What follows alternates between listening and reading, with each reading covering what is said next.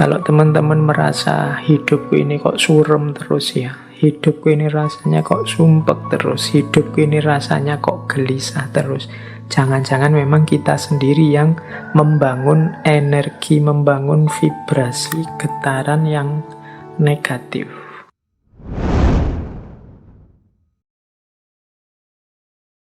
Bismillah, mari teman-teman kita lanjutkan ngaji filsafat kita. Kita lanjutkan belajar lagi dan belajar lagi.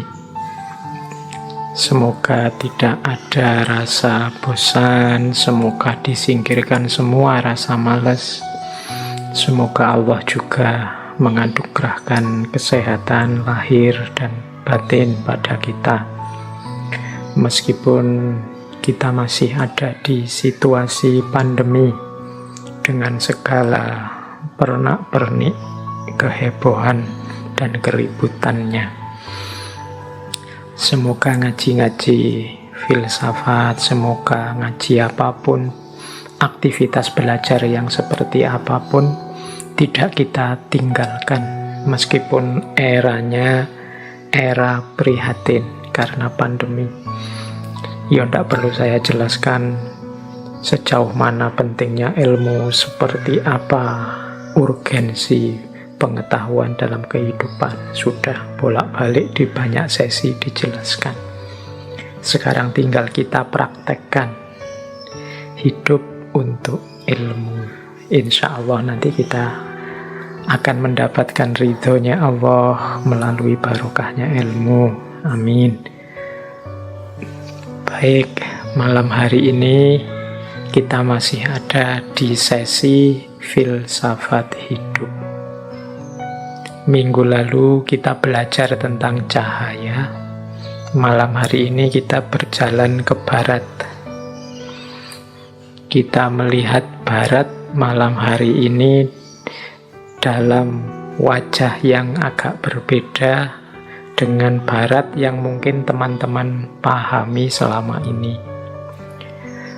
Sebagian besar kita memahami barat itu kan peradaban yang materialistik, peradaban saintifik yang fokusnya hanya pada kemajuan peradaban di level materi. Sebenarnya kalau kita gali secara dalam, kita tengok wacana-wacana yang berkembang di barat, tema-tema spiritual, tema-tema religius transenden itu di sana juga berkembang. Tokoh-tokohnya juga banyak. Meskipun mungkin tidak terlalu populer di kalangan kita. Yang saya tahu banyak juga motivator-motivator di kita itu memanfaatkan teori-teori gaya spiritual, pendekatan-pendekatan batin yang dikembangkan oleh beberapa tokoh barat. Nah, malam hari ini kita belajar salah satu teori yang populer sekali di barat, bahkan mungkin juga sudah nyampe ke banyak kalangan di kalangan kita. Yang teori ini ya sebenarnya dirumuskan dari berbagai tradisi agama, tradisi spiritual. Teori ini dikenal dengan nama The Law of Attraction. Jadi hukum tarik-menarik. Terjemahan literalnya begitu. Apa sih hukum tarik-menarik itu? Yuk, bismillah kita belajar ya malam hari ini. Semoga ada sesuatu yang bisa kita raih dari kajian kita malam hari ini. Ya meskipun mungkin nanti ada yang komen, Pak ngapain sih Pak tak belajar tentang spiritualitas di barat, wong yo kita ini kan peradaban yang kaya spiritual. Ya kita ini orang timur memang dicitrakan sebagai memiliki banyak sekali tradisi-tradisi spiritual. Mungkin saking banyaknya sampai kita ini jadi ndak ada wow-nya lagi, ndak ada kagetnya lagi kalau kita membahas spiritualitas yang rumusnya kita ambil dari tradisi timur. Malam hari ini kita lihat sisi menariknya bahwa ternyata peradaban barat juga punya tradisi, punya wacana-wacana spiritualnya sendiri. Siapa tahu nanti ada 1-2 wawasan yang bisa menyentuh kita. Kadang-kadang kita itu kan untuk hal-hal yang sudah sangat terbiasa, sangat rutin, kehilangan rasa. Makanya perlu sedikit-sedikit sentuhan yang unik, yang sedikit berbeda untuk mengembalikan rasa itu. Nah, inilah sebenarnya antara lain gunanya kita belajar kemana-mana, mencari kemana-mana. Untuk menyentuh rasa keilmuan ini biar tidak sekedar rutin saja, tapi selalu ada yang membawa kita ke momen-momen ketakjuban, momen-momen wow, momen-momen kalau bahasa barat, momen-momen eureka, momen-momen kita kaget, wah ternyata selalu ada yang baru, ternyata ada yang berbeda meskipun dengan kandungan makna yang sama.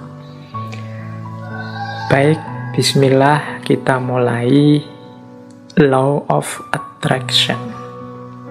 Saya buka dengan quotes yang populer sekali dari Buddha untuk memahamkan kita, mengantarkan kita ke gagasan utamanya Law of Attraction. Menurut saya quotes ini nanti jadi kuncinya sampai ke belakang.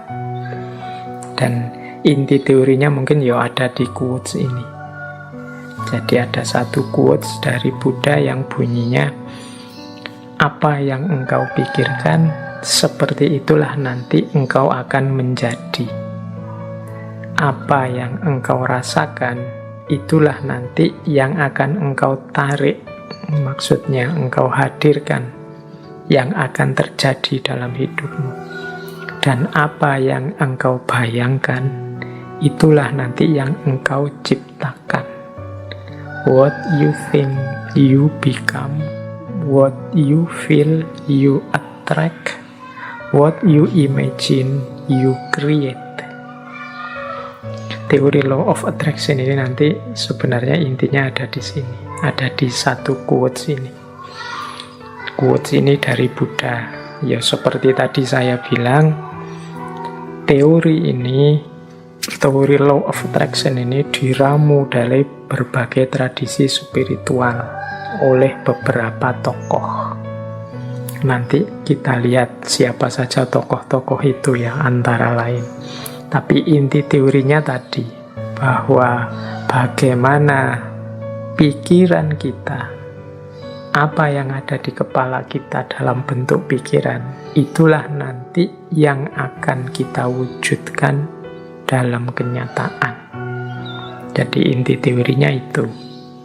Ya kalau pikiran-pikiran kita positif, ya kita akan mengundang hal-hal yang positif dalam hidup kita. Tapi kalau pikiran-pikiran kita negatif, ya kita mengundang hal-hal yang negatif dalam hidup kita. Itu inti teori The Law of Attraction.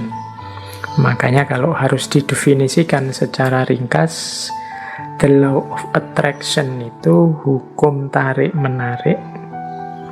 Jadi apa yang kita fokuskan dalam pikiran kita, itulah yang akan ditarik hadir dalam hidup kita. Kalau kita fokus pada hal-hal yang negatif saja, maka akan hadir peristiwa-peristiwa hal-hal yang negatif. Kalau yang positif juga akan hadir hal-hal peristiwa-peristiwa yang positif. Jadi untuk sementara itu dulu secara definisi. Nah, sekarang kita lihat kerangka-kerangkanya. Yang pertama, teori The Law of Attraction ini kalau di barat biasanya dikaitkan dengan gerakan spiritual baru. Namanya New Thought. Jadi ada di barat itu di awal abad 19 gerakan-gerakan yang dikenal sebagai New Thought, gerakan spiritual baru, yang isi gagasan-gagasannya secara umum mengambil dari banyak sekali tradisi-tradisi spiritual yang sudah dikenal, baik spiritual barat, misalnya spiritual dari tradisi Yunani, atau spiritualitas timur dari Hindu, dari Buddha, atau dari agama-agama termasuk Islam, Kristen, dan lain sebagainya. Jadi gerakan yang fokus pada spiritualitas ini nanti dikenal sebagai New Thought. Ya meskipun tidak diambil sepenuhnya sebagai agama atau sebagai aliran tertentu, tapi biasanya dipilih dari agama-agama dan aliran-aliran spiritual itu bagian-bagian spiritualnya. Jadi gerakan ini namanya New Thought. Dulu kita pernah belajar misalnya teosofinya Blavatsky. Nah ini teosofinya Blavatsky itu sering juga disebut sebagai bagian dari New Thought ini. Ada pula yang menyebut cara berpikir spiritual ini sebagai New Age. New Age itu kalau diterjemahkan letterlek era baru. Jadi ya era baru bagi Barat. Kalau di kita di Timur mungkin ya sudah kenyang dengan konsep-konsep teori-teori spiritual. Sampai-sampai kita tidak pede. Kita itu kan sering menganggap kita itu tidak maju karena terlalu fokus hanya pada hal-hal yang spiritual saja. Tidak memperhatikan kemajuan peradaban di level materi dan fisik seperti di Barat. Ini fenomenanya terus jadi unik. Banyak di antara kita yang kiblatnya ke Barat, sementara orang Baratnya sendiri banyak di antara mereka yang sekarang ingin berjalan menuju kita. Nanti bisa lucu kita mengulang peristiwa Barat dengan fokus pada materi dan kenyataan yang positivistik, sementara nanti Barat sebaliknya, mereka merindukan spiritual. Nanti hasilnya nanti bisa kebalik. Ya saya contohkan mudah ya, beberapa kali saya lihat misalnya dalam pertunjukan wayang, gamelan, mungkin musik itu kan banyak beberapa person dari Barat yang belajar dalang, belajar gamelan, belajar musik kita, cara hidup kita, dan macam-macam. Sementara kebalikannya, di kita juga banyak yang terpesona Barat dan ingin niru banyak aspeknya dari Barat. Oke. Nah, jadi The Law of Attraction itu konteksnya seperti itu. Berawal dari kerinduan spiritualitas Barat, maka mereka menggali banyak sekali khazanah-khazanah spiritual. Muncul aliran namanya New Thought. Atau kadang-kadang ada juga yang menyebut gaya ini adalah New Age. Tadi saya sebut tokohnya misalnya Helena Blavatsky. Atau nama lain yang sering disebut juga sebagai pelopornya New Thought ini Phineas Kimby atau Prentice Mulford, atau kalau khusus untuk The Law of Attraction ini mungkin teman-teman pernah mendengar misalnya nama Napoleon Hill, atau yang bukunya populer sekali di Indonesia judulnya The Secret, Rhonda Byrne. Ini penulis, jurnalis, produser televisi dari Australia yang aktif sekali, intensif sekali menyebarkan gagasan-gagasan The Law of Attraction ini, baik lewat acara-acara TV-nya maupun bukunya yang kalau di Indonesia jadi bestseller itu yang judulnya The Secret. Jadi itu kerangkanya itu. Ya, kalau dari sisi kerangka framework konsep atau aliran spiritualnya, ya ada yang menyebut The Law of Attraction ini campuran antara Hermetisme. Hermetisme ini aliran spiritual yang ada di Yunani kuno. Kemudian ada juga transendentalisme, konsep spiritual agama-agama, konsep-konsep tokoh sufi kalau dalam Islam, tokoh-tokoh spiritual Buddhisme, Hinduisme, dan lain sebagainya. Ini diramu, kemudian salah satunya muncullah teori the law of attraction. Yang pertama itu. Yang kedua, law of attraction ini merupakan salah satu worldview, pandangan dunia di antara banyak pandangan dunia spiritual yang lain. Jadi New Thought tadi punya beberapa, kalau bahasa mudahnya kita sebut saja natural law. Ada hukum alam tapi di aspek spiritual. Selama ini kita ngertinya hukum alam itu kan aspek fisiknya. Jadi natural law itu bayangan kita selama ini, sesuai teori yang kita pahami selama ini, itu ya hukum alam yang eksakta, ya kayak matahari terbit dari timur, kemudian apalagi bulan mengelilingi matahari, dan macam-macam air, kalau direbus 100 derajat dia mendidih dan lain sebagainya. Natural law yang eksak. Tapi ini hukum alam yang metafisik, bukan hukum alam yang fisik. Nanti ada, kita tengok beberapa, termasuk natural law ini, termasuk law of attraction ini. Jadi ciri pertama dia New Thought, ciri kedua dia natural law, tapi natural law yang metafisik. Yang ketiga, natural law ini punya gagasan, kalau bahasa filsafatnya mind over body. Jadi mind over body ini pikiran yang menguasai tubuh, yang rohani lebih penting daripada jasmania. Ini kalau di kita pandangan ini biasa sekali. Kita belajar mistisisme, kita belajar tasawuf, itu asumsi besarnya adalah mind over body. Yang rohani itu yang esensial. Sementara yang jasmani ini sifatnya parsial temporal.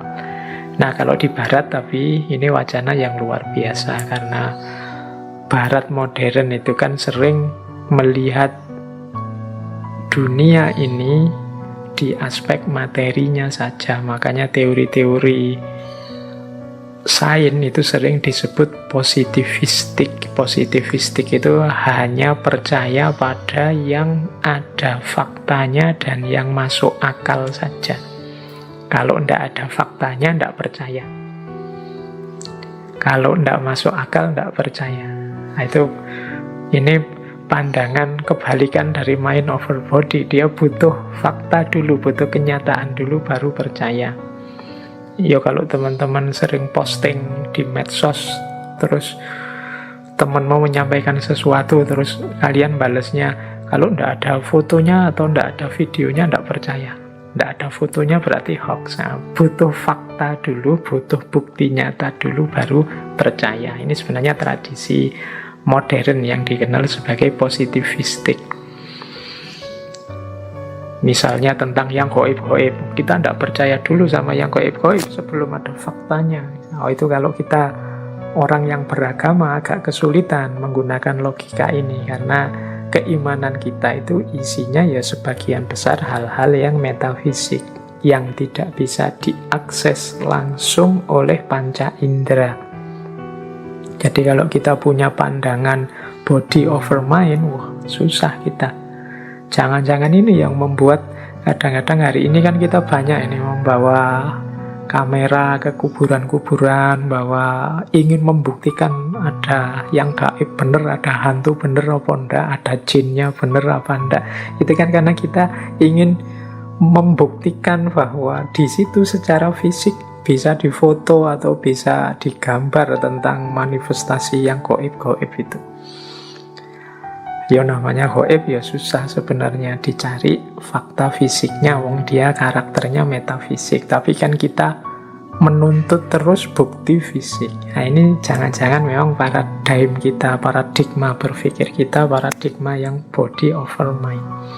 Jadi nuntut fakta nyata dulu sebelum percaya. Ini agak berat bagi kalangan agamawan. Nah di barat mulai ada kesadaran mind over body.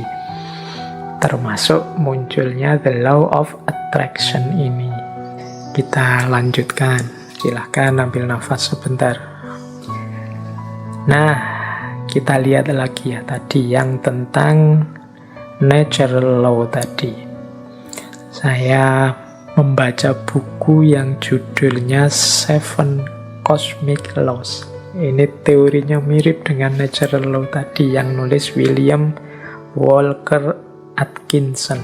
Saya jelaskan sebentar. Natural law versi para spiritualis barat ini. Nanti mungkin teman-teman ada kesempatan untuk membandingkannya dengan spiritualitas timur, termasuk mungkin juga spiritualitas Islam. Yo, malam hari ini kita belajar beneran. Siapa tahu ada kebijaksanaan-kebijaksanaan spiritual dari barat yang bisa menggugah kita semakin jadi orang yang baik. Nah, Seven Cosmic Law. Ini sebelum masuk spesifik ke arah the law of attraction. Law of attraction itu salah satunya saja.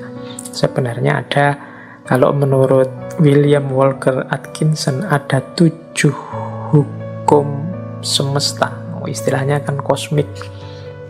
Jadi alam semesta ini ada 3 rumusan hukumnya. Yang pertama apa? Yang pertama ada the law of vibration. The law of vibration itu segala sesuatu itu bergetar. Tidak ada yang diam. Getaran-getaran dalam frekuensi yang sama akan saling menarik. Kegembiraan akan menarik kegembiraan yang lain. Nah, fokuslah secara konsisten terhadap pikiran tertentu, maka akan menarik getaran yang sama. Jadi the law of vibration itu kita ini bergetar terus. Ini menjelaskan bergetar ini mungkin tidak mudah. Kita ini kan sebenarnya tidak diam. Coba teman-teman perhatikan pikiranmu, perasaanmu, intelijensimu, ini kan kerja terus. Ya dari luar kelihatan diam, tapi di dalammu itu kan rame terus. Nah, itu mungkin mudahnya ya, jenis getaran. Engkau sedang berada di frekuensi mana? Mungkin engkau sedang marah-marah, mungkin engkau sedang senang, mungkin engkau sedang gelisah, mungkin hari ini engkau sedang bingung karena vaksin, mungkin hari ini engkau sedang gelisah karena sekelilingmu sedang pembatasan ketat karena pandemi. Mungkin ini kan sebenarnya dirimu itu sedang bergetar.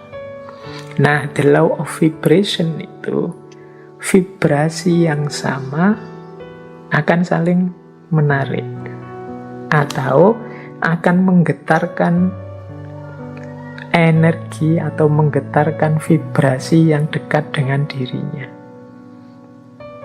Jadi kalau kita gembira, sekeliling kita akan hawanya gembira. Dan orang-orang yang di dekat kita akan terpengaruh oleh kegembiraan itu. Itu the law of vibration, mudahnya begitu. Jadi getaran kita itu mempengaruhi sekelilingnya. Apa yang ada dalam diri kita kalau kita gelisah atau murung, ini menggetarkan sekelilingmu dengan kegelisahan dan kemurungan. Ini namanya the law of vibration. Makanya kadang-kadang teman-teman kan bisa merasakan kalau misalnya punya teman akrab gitu, temanmu sedang sedih, terus dekat denganmu, dia pura-pura banyak ketawa, pura-pura ceria, tapi getarannya bisa engkau tangkap. Itu the law of vibration. Jadi getaran yang ada dalam diri kita itu akan menarik frekuensi yang sama dari yang ada di sekeliling kita. Kalau teman-teman dekat dengan teman yang sedang sedih, sedang gelisah, sedang susah, sekali-sekali dia tampak nangis, itu kan kita ikut terus hanyut dalam situasi kesedihannya, ikut dalam kemurungannya. Nah, ini ilustrasi mudah.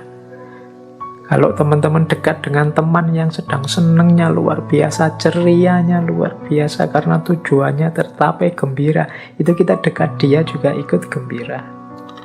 Jadi getaran yang ada dalam diri orang lain bisa mempengaruhi getaran yang ada dalam diri kita. Demikian pula sebaliknya.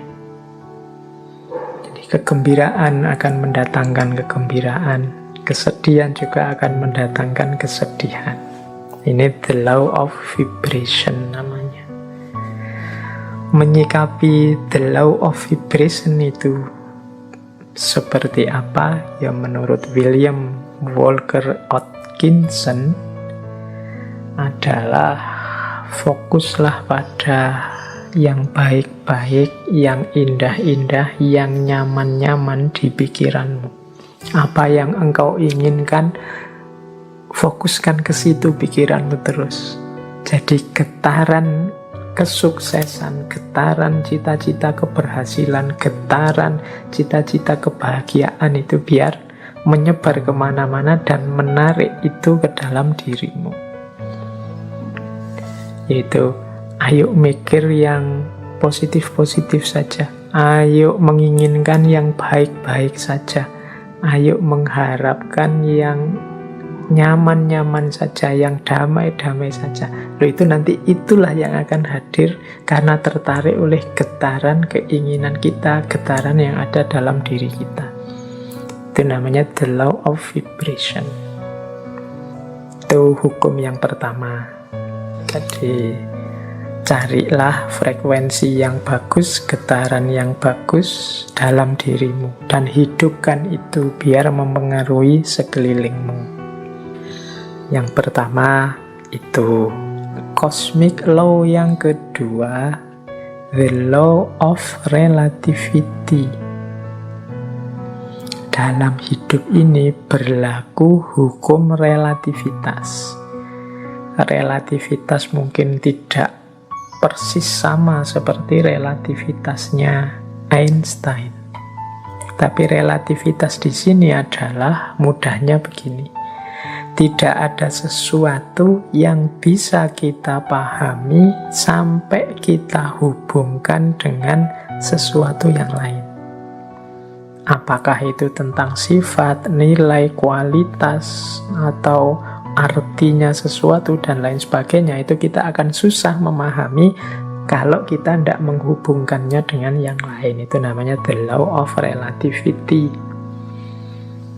Yo, ilustrasi mudahnya, misalnya sampean mau menilai saya, Pak Faiz itu wajahnya seperti itu masuk kategori ganteng apa jelek? Itu kan susah kamu jawab, mungkin ya sungkan barang, gak berani ngomong.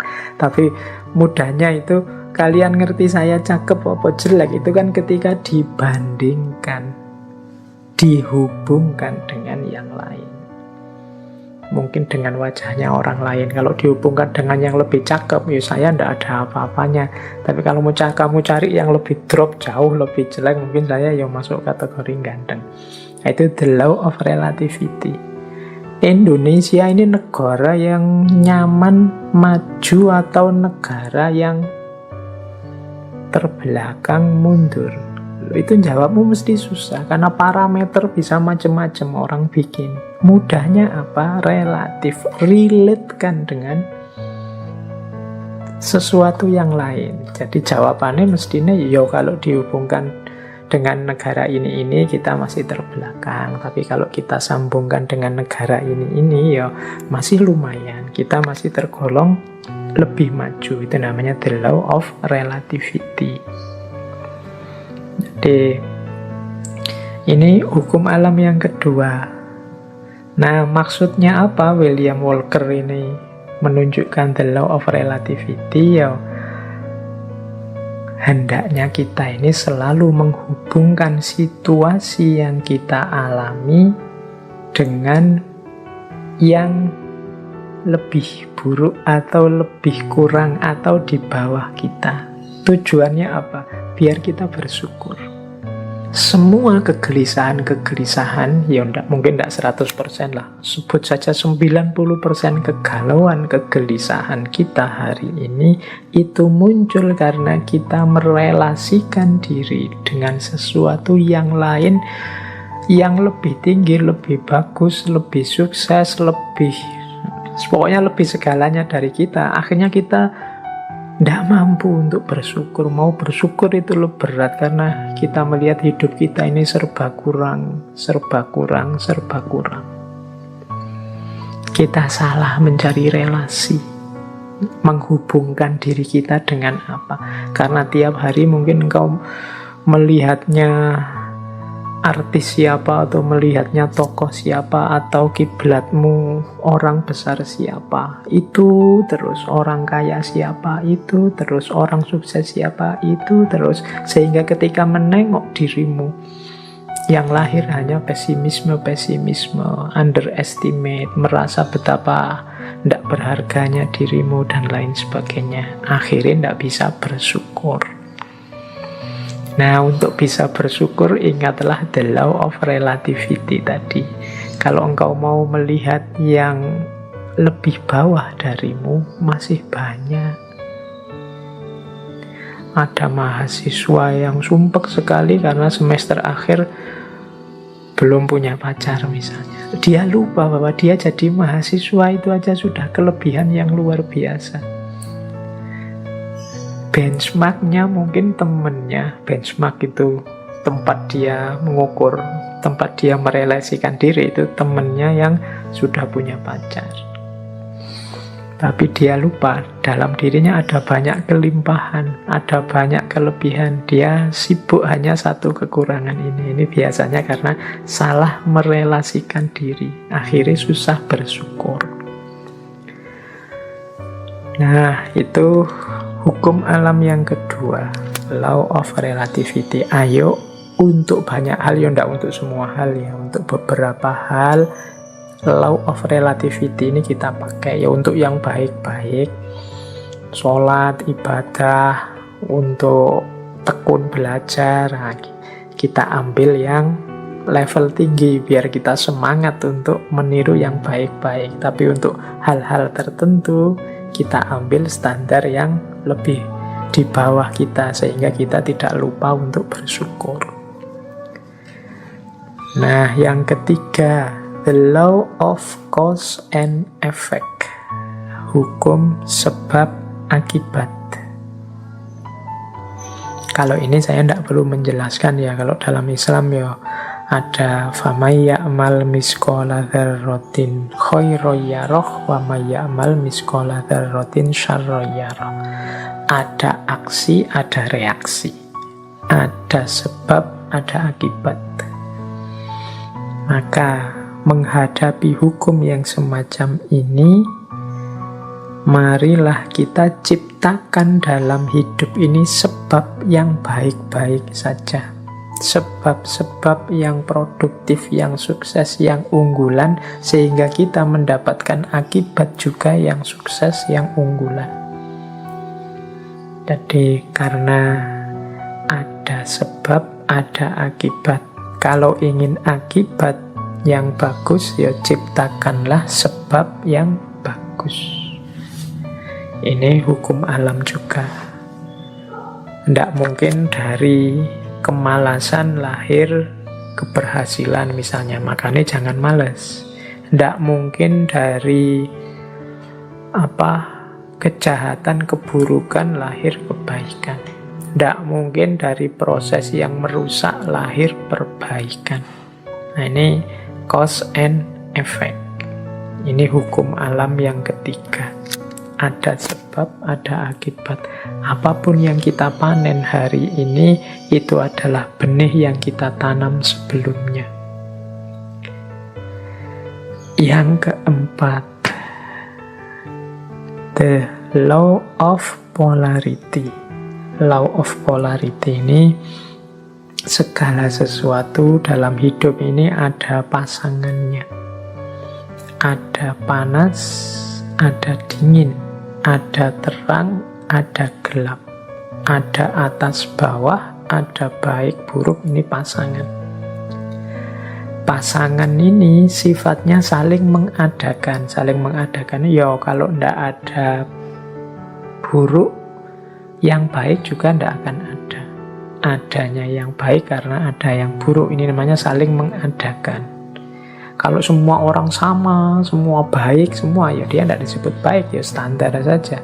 Dia disebut baik karena ada yang buruk. Disebut terang karena ada situasi gelap. Disebut atas karena ada bawahnya. Bawah saja ndak ada atas, ndak mungkin. Atas saja ndak ada bawahnya, ndak mungkin. Jadi dia saling mengadakan, saling mendukung keberadaan masing-masing.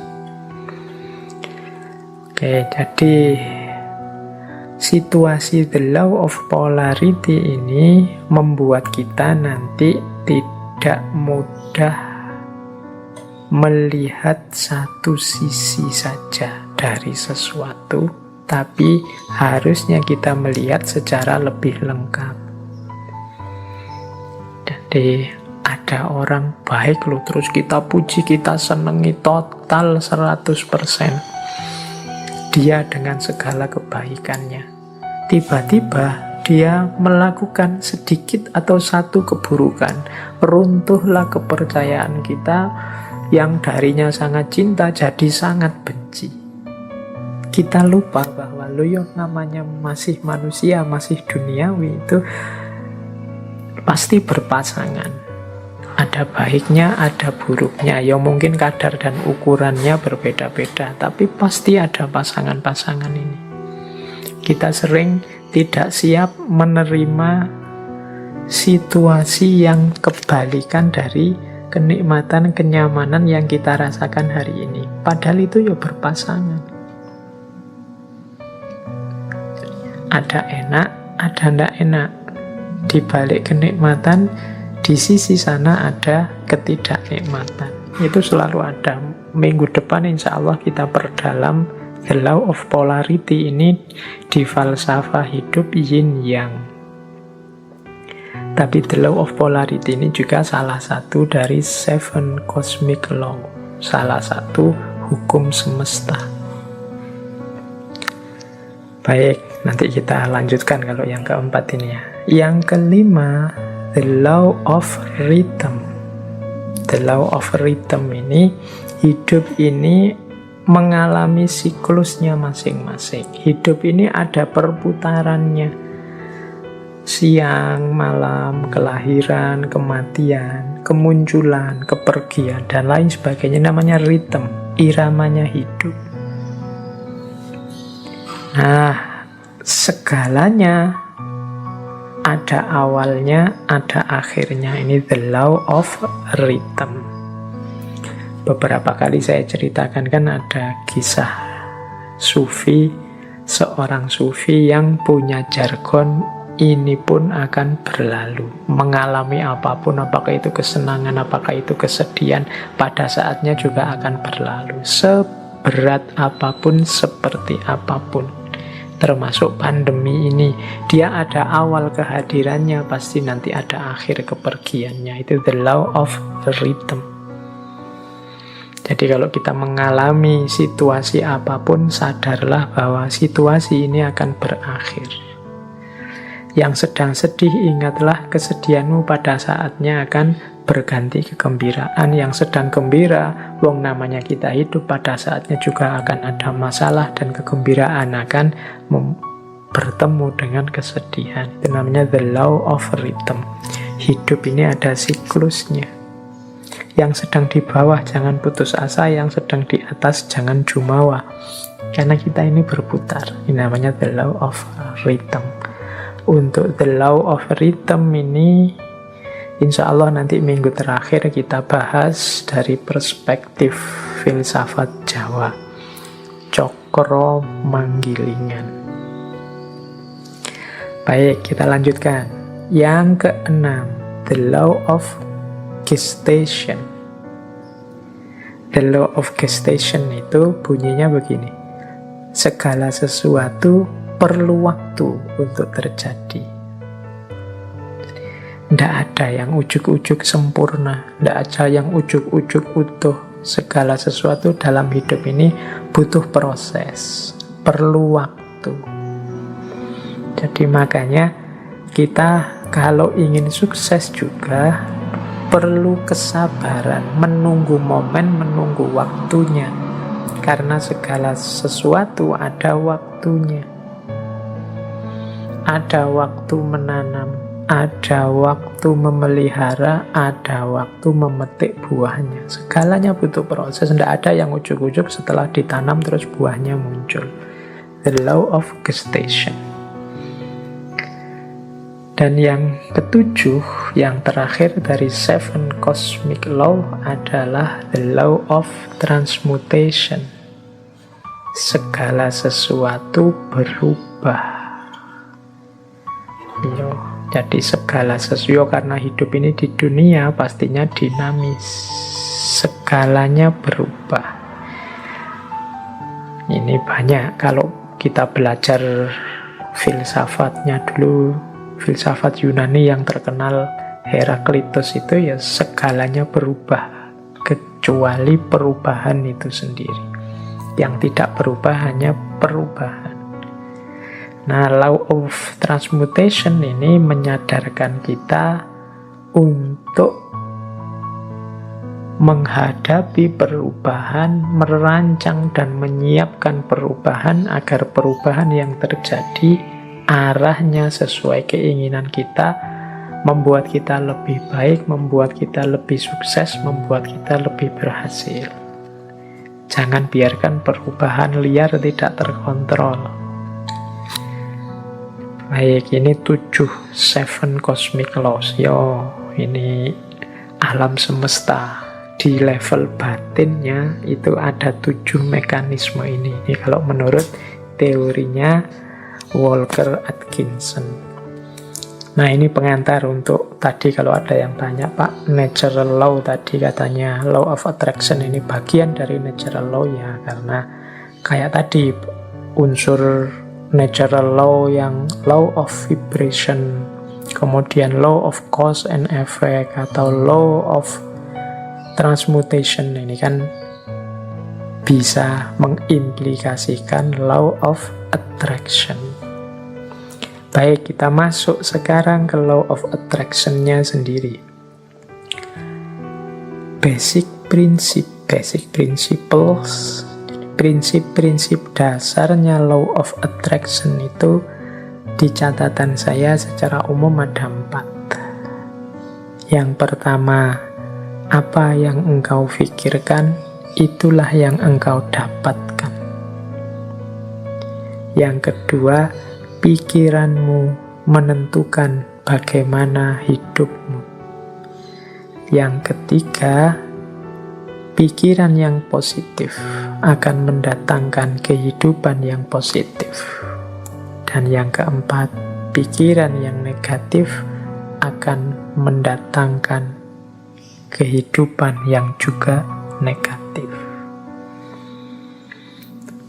Berarti law of attraction ini pertama-tama menyarankan kita untuk memperhatikan apa yang ada di pikiran kita.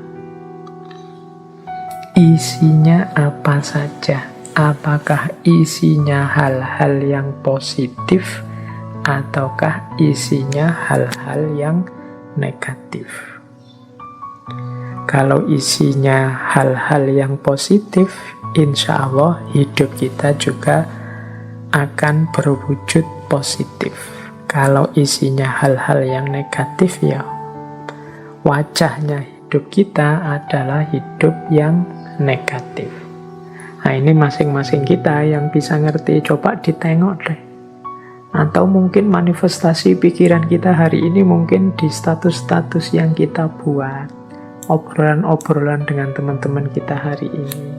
Coba kita muhasabahi, kita refleksi, banyak positifnya atau banyak negatifnya. Makanya agama itu menyuruh kita serba husnudzon, jangan suudzon. Husnudzon itu berarti mengisi pikiran dengan yang positif-positif. Maka hidup kita warnanya juga sesuai isi pikiran kita. Karena husnudzon, ya hidupnya jadi husn. Husn baik. Kebalikannya kalau su'udzon, hidupnya juga akan termanifestasi jadi su'. Pikirannya jelek, terus pikirannya negatif, terus curiga, terus ya sudah, hidupmu adalah hidup yang warnanya penuh kecurigaan. Hidup penuh kecurigaan itu kan hidup yang gelisah. Dari mana kegelisahan itu muncul? Engkau sendiri yang menciptakan dengan su'udzonmu tadi, prasangka burukmu tadi. Coba tadi kamu prasangka baik, hidupmu jadi tenang. Dari mana ketenangan itu datang? Ya engkau ciptakan sendiri tadi, karena engkau su'udzon. Ya bayangkan ya mudahnya, misalnya kalian mau naik kendaraan umum, naik bis atau kereta. Itu kalau pikiranmu serba prasangka buruk, jangan-jangan nanti dicopet, jangan-jangan nanti di tengah jalan keretanya tabrakan mogok, jangan-jangan pikirannya jelek terus. Maka kalian tidak akan bisa menikmati perjalanan. Sepanjang jalan mungkin kamu gelisah, ini jangan-jangan nabrak, jangan-jangan nanti ketemu orang jahat, jangan-jangan tidak tenang perjalananmu. Dari mana ketidaktenangan itu datang? Ya kamu awali dari pikiranmu sendiri tadi. Tapi coba engkau husnudzon, jadi pikiran yang bersih, tidak curiga, yakin dengan kenyamanan, keamananmu, ya perjalananmu nyaman. Tadi kalau di rumus teori vibrasi tadi, ya kenyamanan, keamananmu akan menarik sekelilingmu, frekuensinya juga jadi nyaman, jadi aman. Tapi kecurigaan, kegelisahanmu juga akan melahirkan kecurigaan, kegelisahan di sekelilingmu. Hidupnya jadi tidak nyaman.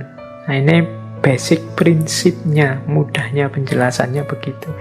Jadi kalau kita isinya negatif-negatif saja, ya energi negatif yang kita tarik dalam hidup. Pandemi ini kan melahirkan jutaan gagasan negatif. Mungkin lebih dari itu, saya sebutnya jutaan, jangan-jangan puluhan juta atau ratusan juta seluruh dunia. Bayangkan energi negatif yang lahir dari jutaan pikiran yang negatif. Sakitnya sama, tapi kalau kita hadapi dengan optimis atau dengan pesimis, itu kan kesannya, rasanya beda. Itu the law of attraction. Semakin negatif isi pikiran kita, ya semakin keruh hidup kita. Asalnya ya kita sendiri yang mengundang kekeruhan itu. Makanya ada quote dari Napoleon Hill. Napoleon Hill ini juga tokoh spiritualis yang sering juga menulis buku-buku coraknya self-improvement atau self-help. Dia bilang begini, keep your mind fixed on what you want in life, not on what you don't want. Ini beliau ngasih tips, simpanlah di kepalamu, isi saja dengan apa yang engkau inginkan, bukan apa yang tidak engkau inginkan. Contohnya misalnya tadi ya, mau naik kendaraan umum, kereta atau pesawat. Niatnya apa? Saya naik pesawat semoga aman. Ini lebih positif daripada saya niat naik pesawat semoga tidak tabrakan. Nah ini kata-kata tidak tabrakan ini oleh Napoleon Hill disebut negatif. Jadi mending kita pakai kalimat yang positif untuk menghadirkan tadi energi dan vibrasi yang positif. Jadi simpanlah hal-hal yang positif di kepala, bukan hal yang negatif. Begitu kita, misalnya hari ini ada pandemi, ya mari kita berdoa semoga kita sehat. Bukan fokus pada semoga penyakitnya tidak menyerang kita. Itu ada tidaknya. Tidak itu mudahnya didefinisikan sebagai negatif. Nah, negatif-negatif ini ya akan berkumpul energinya di sekeliling kita. Jadi lebih baik menggunakan kalimat yang positif. Insya Allah Indonesia akan berhasil mengatasi pandemi ini. Insya Allah upaya yang dilakukan pemerintah akan sukses. Nah, ini menghindari kalimat-kalimat yang negatif. Jangan-jangan meskipun sudah begini masih belum sukses. Jangan-jangan itu kalimat-kalimat kekhawatiran, kalimat-kalimat negatif akan berpengaruh.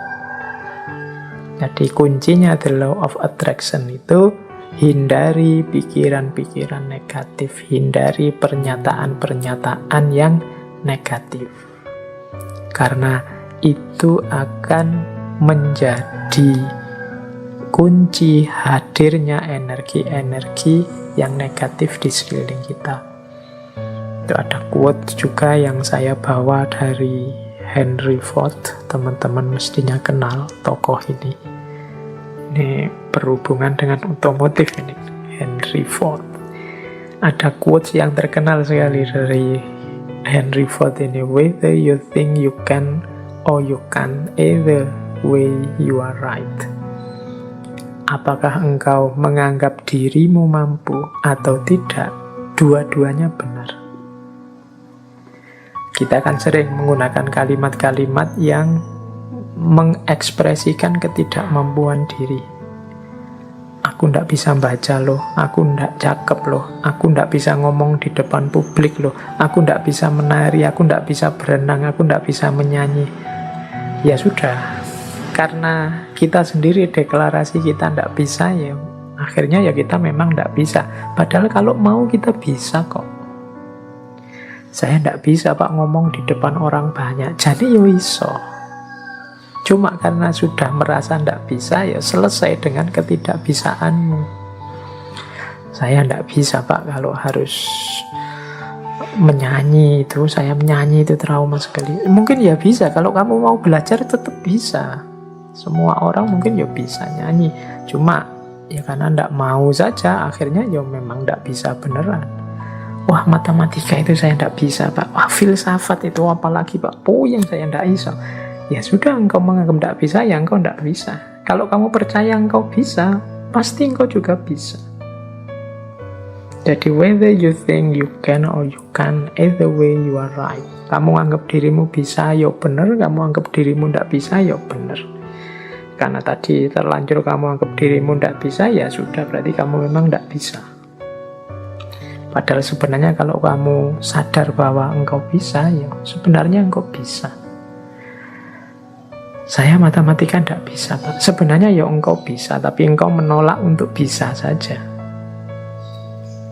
Saya bahasa Inggris itu tidak bisa Pak. Ya janjane ya iso, cuma kamu menolak saja untuk bisa. Kalau mau belajar pasti bisa.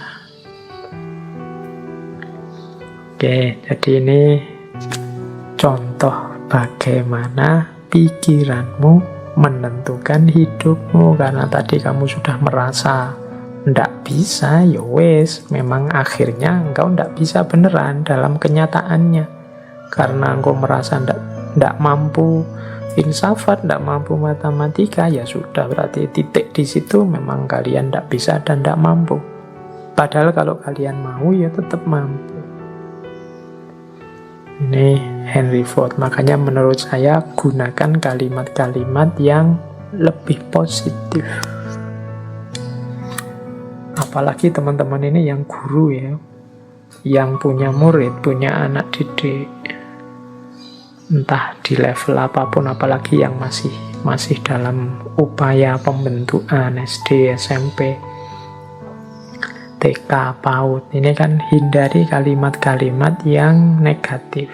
Masukkan dalam isi kepala anak-anak kita itu hal-hal yang positif, yang membentuk dirinya secara positif, yang penuh harapan, yang penuh keyakinan akan masa depannya, yang menumbuhkan potensi-potensi tersembunyinya. Yakinkan bahwa mereka bisa apapun yang mereka inginkan kalau mereka mau. Jadi itu prinsip the law of attraction. Nah, asumsi-asumsinya apa sih the law of attraction itu? Jadi yang pertama, energi mengalir kemana perhatian seseorang tertuju. Mengapa sih meyakini the law of attraction? Apa yang kita yakini itulah yang terwujud. Karena ketika kita meyakini sesuatu, fokus pada sesuatu, energi kita mengalir ke situ semua. Pokoknya saya harus berhasil di sini, saya harus sukses ini, saya harus mampu melakukan ini. Nah, itu energi kita mengalir ke situ semua. Ya wis, mudahnya sering saya ilustrasikan kan kalau orang jatuh cinta, itu energinya fokus semua pada yang dicintainya, sehingga kadang-kadang dia bisa melakukan apapun yang untuk dirinya sendiri saja mungkin tidak dilakukan, tapi untuk yang dia cintai, dia mampu melakukannya. Kenapa? Energinya mengalir ke situ semua, karena pikiran perhatiannya ke situ semua. Jadi asumsi pertamanya itu, ketika kita fokus pada sesuatu, maka semua potensi diri kita ke situ semua. Itu yang pertama, asumsinya itu. Yang kedua, alam semesta ini, ya di situ kalimatnya penuh dengan kelimpahan untuk manusia. Maksudnya apa? Alam semesta ini, segala fasilitas kelebihan yang ada di dalamnya oleh Allah itu diciptakan untuk manusia, dalam tanda petik untuk melayani manusia. Kita ini kan makhluk yang dihadirkan ke bumi setelah bumi siap untuk kita huni. Karena memang bumi disiapkan untuk manusia. Maka apapun sebenarnya yang kita inginkan, yang kita harapkan dalam hidup ini pasti difasilitasi oleh alam semesta sekeliling kita. Tinggal kita mau atau tidak. Nah, itu asumsi kedua. Berarti kuncinya ada pada keinginan dirinya manusia. Asumsi yang kedua, mengapa kok pikiran kita nanti yang menjadi kunci. Yang ketiga, kemampuan atau potensi manusia itu sangat jauh lebih besar, jauh lebih luas daripada yang kita sadari saat ini. Jadi kayak kita merasa, Pak, filsafat itu mentok, saya Pak ndak paham. Ndak, kamu kurang serius menggali potensimu saja. Kalau kamu mau bisa-bisa. Pak, bahasa Inggris itu Pak, wah puyeng saya Pak. Matematika itu Pak, enggak. Kamu bisa sebenarnya, cuma kamu kesusu berhenti saja. Kemampuan atau potensimu enggak seterbatas itu. Allah memberimu potensi yang luar biasa. Harusnya engkau jadi orang yang luar biasa. Harusnya setiap orang kalau mau dia bisa jadi luar biasa. Kemampuan dan potensimu cukup untuk apapun yang engkau cita-citakan, engkau inginkan. Itu asumsi ketiga. Asumsi keempat, hidup ini tujuan dan isinya tergantung pada keputusanmu sebagai manusia. Jadi kita ini, kalau bahasanya agama, kita ini khalifahnya. Wajahnya hidup ini tergantung kita. Termasuk hidup kita ini ingin jadi apa, ingin seperti apa. Kuncinya di kita sendiri. Dan pilihan-pilihan hidup itu tidak terbatas. Pak, saya ini anak desa, bapak saya cuma tani, berarti ya cita-cita paling tinggi paling saya bisa itu. Enggak ya, kalau kamu matok serendah itu cita-citamu, ya enggak jauh-jauh dari situ. Panjang setinggi mungkin. Pilihan banyak, enggak terbatas. Wawasanmu harus luas. Jadi pilihan hidup itu banyak, silahkan engkau pilih. Kuncinya ada pada dirimu sendiri. Engkaulah yang menciptakan kehidupanmu. Jadi rentetan asumsi ini energi itu mengalir, fokusmu kemana tertuju. Kalau engkau fokus hanya pada hal-hal itu yang sepele-sepele, yang biasa-biasa saja, ya hidupmu akan terbentuk secara sepele dan biasa-biasa saja. Tapi kalau engkau fokus pada hal-hal besar yang luar biasa, ya hidupmu akan terbentuk secara luar biasa. Jangan takut, alam semesta pasti menyediakan semua fasilitas yang engkau butuhkan. Kuncinya hanya ada pada dirimu. Mau atau tidak, siap menggali kemampuanmu sendiri atau tidak, berani memilih, memutuskan atau tidak. Apapun yang engkau putuskan, engkau pasti mampu mewujudkan dan alam semesta akan membantumu dan energimu akan fokus ke sana untuk melahirkannya. Ini asumsinya dari The Law of Attraction.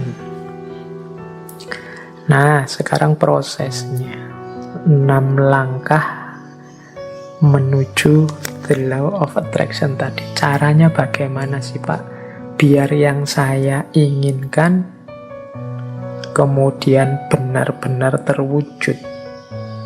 Biar yang tadi saya niati akan saya wujudkan benar-benar hasil. Nah, ini ada 6 step, ya ini dari berbagai sumber tentang The Law of Attraction. Yang pertama adalah mintalah apa yang engkau inginkan. Kalau dalam agama minta ini kemudian wujudnya jadi doa. Atau mungkin dalam bahasa yang berbeda, kadang orang pakai kalimat mimpilah, beranilah bermimpi. Kalau orang minta saja tidak berani, mimpi saja tidak berani, ya bagaimana dia mencapai tujuan-tujuan besar? Alah Pak, saya ini orang desa, ya sudah, cuma cukup seperti ini saja saya sudah senang, ya sudah, hidupmu akan hanya sampai level itu. Yang engkau inginkan memang di level itu saja. Padahal kalau engkau mau, engkau bisa minta yang lebih tinggi, menginginkan yang lebih tinggi. Inginkanlah. Jadi mintalah itu sama seperti inginkanlah apapun yang engkau inginkan yang besar-besar. Kalau sudah menginginkan, sudah minta, jangan lupa. Percayalah bahwa yang engkau inginkan itu akan terjadi. Nah, ini yang kadang-kadang kalau dibaca sepele tapi dijalankan berat. Keyakinan. Saya sering menyatakan kita itu kalau berdoa kadang setengah-setengah. Setengah-setengah dalam arti kita sendiri tidak yakin doa ini akan dikabulkan.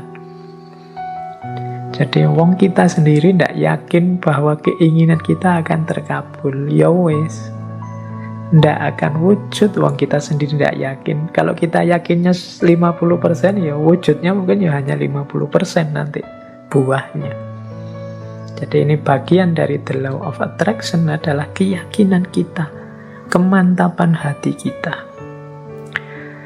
Saya Pak nanti pasti bisa dapat jodoh yang cantik, yang kaya, yang macam-macam. Tapi terus kamu sendiri yang mementahkan. Tapi apa ya mampu ya Pak, wong saya itu hanya orang desa, wajahku ya pas-pasan gini, ya mesti raiso Pak. Ya sudah, kamu sendiri pesimis gitu ya tidak akan wujud.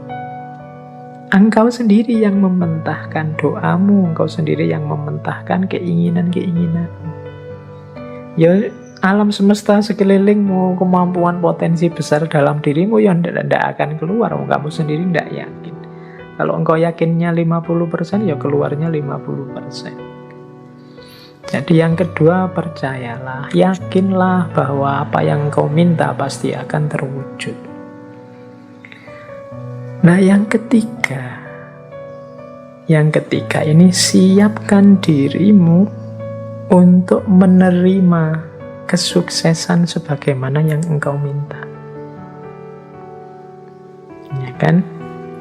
Loh, kalau engkau minta, Pak, saya punya tujuan lulus kuliah yang paling cepat. Saya ingin lulusnya saya paling awal dengan nilai paling tinggi. Loh, kamu harus menciptakan dirimu sejak sekarang sebagai orang yang siap sebagai mahasiswa yang lulus tercepat terbaik. Kalau engkau bercita-cita punya, kayak tadi ya, meskipun artifisial, punya istri cantik, punya istri kaya, punya istri luar biasa, ya bersiaplah, ciptakan dirimu sebagai orang yang pantas punya istri cantik, kaya, dan lain sebagainya. Jadi di antara tandanya bahwa engkau yakin akan terkabul itu engkau siap-siap untuk menerimanya. Lah kalau engkau tidak siap menerimanya, ya dia tidak akan hadir. Siapkan lahir batinmu untuk menerima anugerah terkabulnya doamu. Tapi kalau engkau tidak siap lahir batin, itu ibaratnya wadah. Kalau engkau minta diberi air, misalnya, ya siapkan mangkok yang bisa menampung air. Kalau engkau minta diberi beras, ya siapkan kantong yang bisa menampung beras, kan itu. Lah kalau engkau tidak siapkan kantongnya, tidak siapkan mangkoknya, air dan beras itu mau ditaruh di mana, ya dia akan lewat begitu saja dalam hidup. Jadi yang ketiga, siapkan dirimu untuk menerima.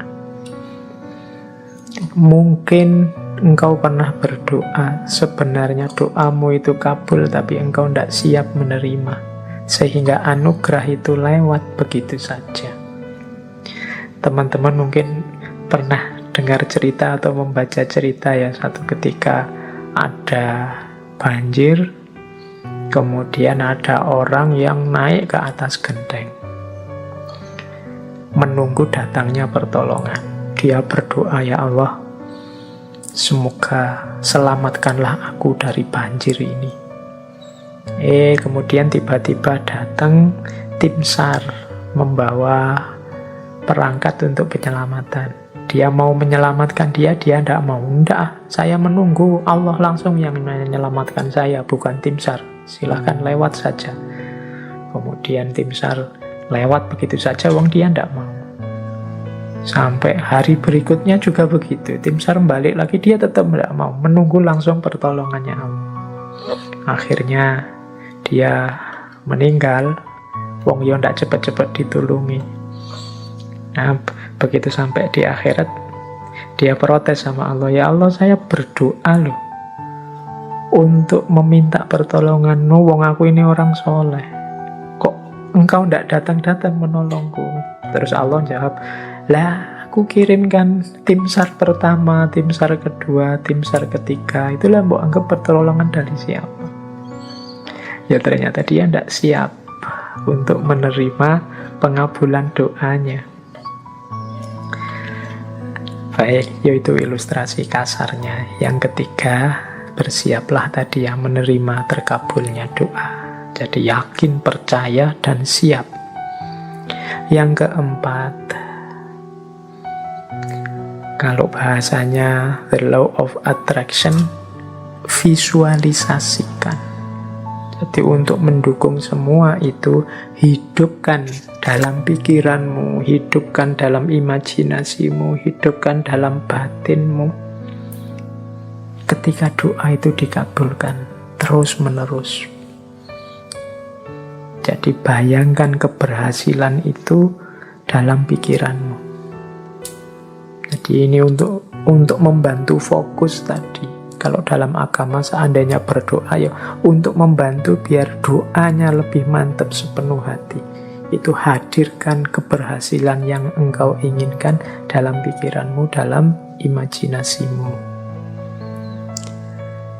Terus yang kelima, jadi visualisasikan. Yang kelima, bersyukurlah terhadap apa yang engkau miliki saat ini. Nah, yang kelima ini sehubungan dengan situasimu saat ini, syukurilah. Kalau bahasanya agama, kalau engkau bersyukur, ya nanti akan ditambah. La in syakartum la azidannakum. Jadi kalau engkau bersyukur, aku tambah. Orang yang menerima situasi hari ini adalah orang yang siap untuk menerima anugerah selanjutnya. Tapi orang yang tidak terima situasi hari ini, ya dia tidak akan bisa menerima anugerah selanjutnya. Wong dia masih belum puas dengan situasi hari ini. Berarti dia kan masih sibuk dengan yang saat ini. Hidup itu kan, kalau bahasa Al-Quran, fa'idha farohta fansob, kalau sudah tuntas ini ganti yang selanjutnya. Kalau kita sudah puas dengan yang sekarang, berarti kita siap menjemput yang selanjutnya. Kalau kita menerima anugerah-anugerah hari ini, berarti kita siap untuk ditambah lagi anugerah selanjutnya. Kalau kita masih belum puas dengan yang sekarang, ya tidak akan ditambah, wong kita belum puas. Yang sekarang berarti belum beres, masih kita keluhkan, masih kita komplain, masih kita protes. Jadi yang kelima, jadilah pribadi yang bersyukur. Jadi pribadi yang tidak mudah mengeluh, pribadi yang tidak komplain melulu. Jadi saya terima ya Allah situasi hari ini. Mungkin ini karena perbuatan-perbuatanku. Mungkin ada yang baik, ada yang buruk tadi ya. The law of cause and effect itu. Saya syukuri yang baik-baik. Dan aku mohon selanjutnya berikan aku. Nah, itu namanya siap menerima anugerah selanjutnya. Dan yang terakhir, untuk mencapai tujuan dari yang kita inginkan, menurut the law of attraction tadi, rencanakan dan usahakan langkah-langkah untuk menarik apa yang engkau inginkan. Orang yang pikirannya fokus pada keinginannya, sangat serius pada cita-citanya, itu pasti dia tidak diam saja. Jadi kelihatan. Jadi bukan orang yang minta terus tidur. Jadi dia minta, kalau memang benar-benar ingin terwujud, ya dia akan punya aksi-aksi, punya tindakan-tindakan, baik tindakan-tindakan untuk mewujudkan maupun tindakan-tindakan untuk bersiap menerima hasilnya. Jadi di yang terakhir ini sebenarnya sifatnya otomatis. Kalau kita sedang sangat cinta dengan seseorang misalnya, itu tanpa disuruh kan kita akan melakukan banyak hal untuk meraih cintanya. Ini sudah otomatis. Tapi kalau kita tidak terlalu cinta atau setengah-setengah, ya mungkin tidak terlalu serius juga melakukan sesuatu untuk mendapatkan cintanya. Jadi logikanya seperti itu. Kalau kita memang cinta sama Allah, tidak perlu diperingatkan tiap hari, tidak perlu diancam-ancam dengan neraka, tidak perlu diiming-imingi dengan surga. Engkau pasti sudah selalu ingin dekat dengan Allah, melakukan aktivitas apapun yang membuatmu dekat dengan Allah. Ini otomatis. Jadi ini 6 langkah dalam konteks the law of attraction. Mintalah apa yang engkau inginkan. Percayalah bahwa yang engkau inginkan pasti nanti akan terwujud. Persiapkan dirimu untuk mendapatkan apa yang engkau inginkan. Kemudian visualisasikan, bayangkan keberhasilanmu dalam pikiranmu, dalam batinmu. Syukurilah kondisimu saat ini. Upayakan sejauh kemampuanmu untuk mewujudkan keinginanmu. Maka alam semesta, Allah akan memberikan anugerahnya mewujudkan keinginanmu. Itulah the law of attraction. Baik, terus saya lanjutkan lagi. Di antara kuncinya the law of attraction adalah membangun vibrasi yang positif. Jadi kuncinya ada di getaran tadi. Getaran kita harus getaran yang positif. Ada teori yang menyatakan bahwa getaran yang positif itu antara lain adalah kegembiraan, cinta, kebahagiaan, keceriaan, apresiasi, rasa syukur. Nah, ini vibrasi-vibrasi positif yang akan menarik hal-hal yang positif di sekeliling kita.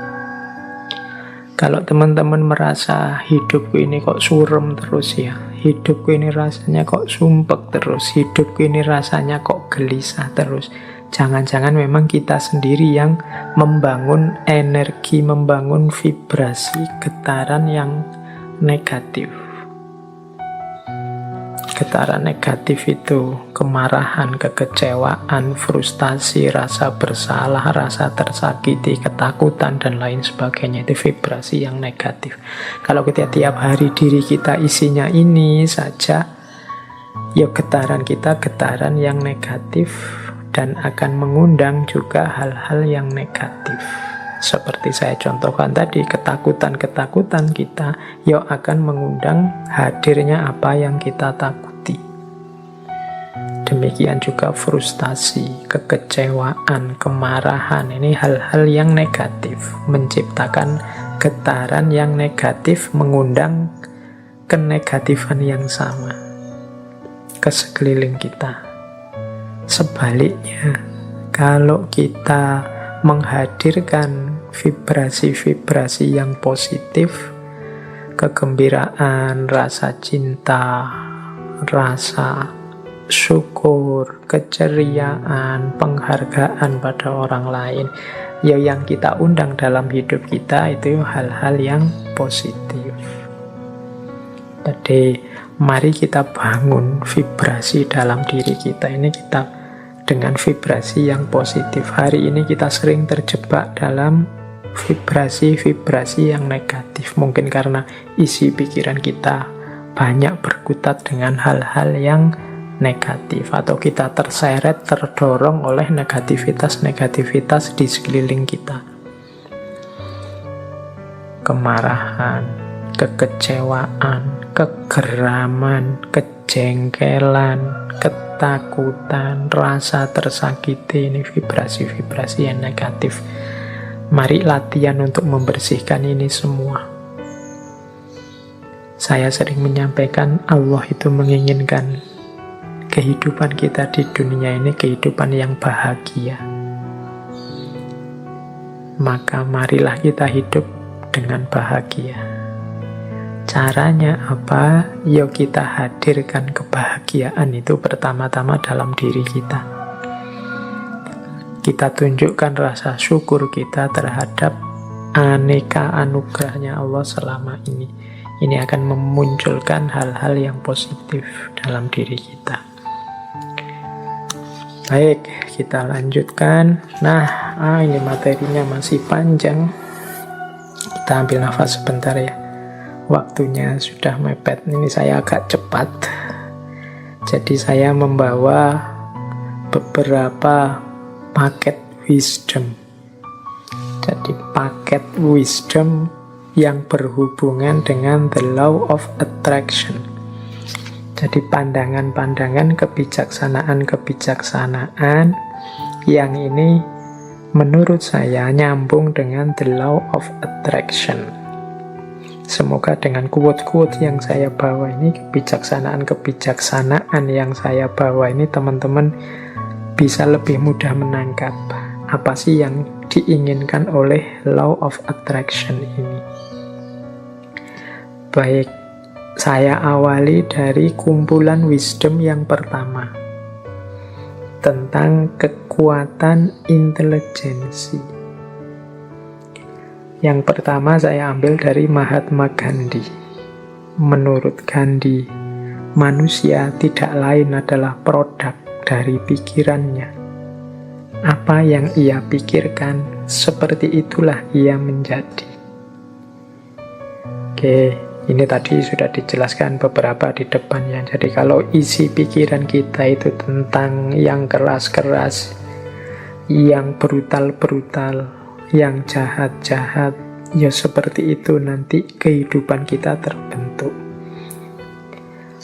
Kehidupan kita itu kan pertama-tama dibentuk melalui ideal-ideal yang ada di kepala kita. Kalau idealnya isinya positif, ya hidup kita terbentuk secara positif. Kalau negatif, ya hidup kita akan terbentuk menjadi negatif. Ini nyambung dengan quotes-nya Benjamin Disraeli.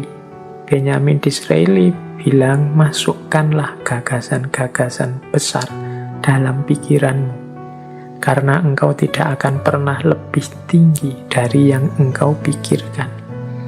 Ini Benjamin Disraeli lebih tegas lagi menyebut, yuk kita berpikir itu harus berpikir yang besar.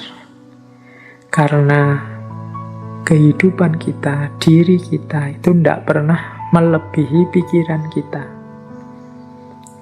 Jadi dia selalu sesuai pikiran kita, bisa di bawahnya. Tapi kalau kita hanya gagasan-gagasan kecil, ya hidup kita akan sekecil gagasan kita.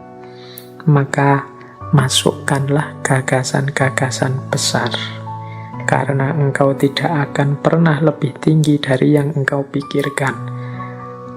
Nah ini teman-teman, hari ini harus lebih hati-hati lagi. Hari ini beragam gagasan masuk ke kepala kita. Tolong diperhatikan, gagasan-gagasan itu konstruktifkah untuk pembentukan diri kita menjadi orang yang besar. Jangan sampai kita sibuk memasukkan gagasan-gagasan kecil, kita meributkan hal-hal yang sepele tidak penting, sehingga akhirnya hanya di level itulah kita terbentuk. Nah, saya tampilkan juga sebuah quote selanjutnya dari Walt Disney. Kalau ini teman-teman mesti kenal ya. Animator, produser, sutradara, pengisi suara. Sekarang bahkan ada perusahaannya yang luar biasa. Kata Walt Disney apa? If you can dream it, you can do it. Kalau engkau bisa memimpikannya, pasti engkau bisa melakukannya, pasti engkau bisa mewujudkannya. Mimpilah. Mimpilah tentang hal-hal yang besar. Mimpilah menjadi orang besar. Mimpilah menjadi orang yang luar biasa. Maka engkau akan jadi orang yang juga luar biasa. Ini dawuhnya Walt Disney. Dan mungkin dia membuktikan ucapan kata-katanya sendiri. Mimpi-mimpinya terwujud semua. If you can dream it, you can do it. Hari ini di antara kita bahkan banyak yang bermimpi saja tidak berani. Padahal mimpi itu kan gratis, tinggal kamu pancang, kamu patok di kepalamu. Aku ingin menjadi seperti ini, aku ingin menjadi sosok yang begini, dan seterusnya. If you can dream it, you can do it. Kemudian ada juga quotes dari Ralph Waldo Emerson. A person is what he or she think about all day long. Seseorang itu adalah apa yang dia pikirkan tentang dirinya sepanjang waktu. Jadi engkau anggap dirimu siapa, seperti itulah engkau. Kalau teman-teman merasa bahwa Pak, saya ini ya Pak, anak mahasiswa, jadi mahasiswa itu kan kalangan terdidik, jadi saya itu ya harusnya berperilaku seperti kalangan yang terdidik ya Pak. Loh, itu kalau pikiranmu begitu, yang kau lakukan kan juga seperti itu. Tiap hari mungkin engkau berusaha hati-hati untuk bersikap, berperilaku seperti orang terdidik. Pak, saya itu sejak kecil oleh orang tua sudah dijejali wawasan-wawasan agama. Harusnya saya menjaga amanat orang tua ini ya Pak. Oh iya silahkan, pikiranmu begitu, ya engkau akan mewujudkan dirimu, tidak akan jauh-jauh dari situ. Tapi kalau kamu pikirannya berbeda, ya engkau akan mewujudkan secara berbeda. Misalnya begini, Pak, saya sejak kecil itu kan sama orang tua dijejali wawasan-wawasan agama.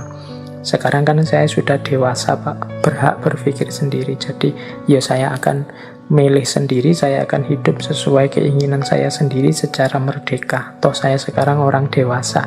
Ya seperti itulah hidupmu akan terwujud. Apa yang engkau pikirkan tentang dirimu, seperti itulah dirimu akan terlahir. A person is what he or she think about all day long. Nah, jadi ini law of attraction wisdom bagian kekuatan intelijensi. Jadi apa yang dipikiranmu, itulah dirimu. Terakhir ini ada quotes dari Albert Einstein. Imagination is everything. It is the preview of life coming attraction. Imajinasi adalah segalanya. Imajinasi itulah yang jadi preview of life coming attraction. Preview itu kayak apanya? Pertunjukan awalnya. Seperti ini loh nanti yang terjadi, itu imajinasi. Kemajuan-kemajuan manusia hari ini hampir semua itu kan diawali dari imajinasi. Pesawat terbang, kapal laut, kemudian apapun produknya manusia itu kan awalnya kan imajinasi. Gimana ya manusia bisa nyebrang air tidak tenggelam tanpa harus jadi wali dulu. Nek wali ya tinggal jalan, tapi ini bisa nyebrang sungai, bisa terbang di atas awan. Itu kan awalnya hanya imajinasi.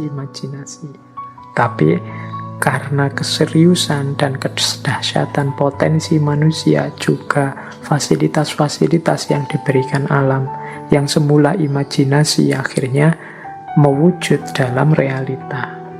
Maka katanya Albert Einstein, imagination is everything. It is the preview of life coming attraction.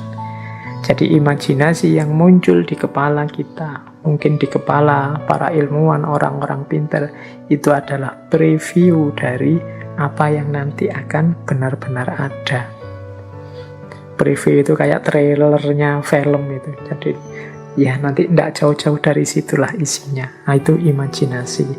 Maka teman-teman jangan takut bermimpi, jangan takut berimajinasi. Siapa tahu dari situ nanti muncul karya-karya, muncul produk-produk yang luar biasa yang sebelumnya oleh banyak orang dianggap tidak mungkin. Itu kumpulan wisdom pertama berhubungan dengan kekuatan intelijensi.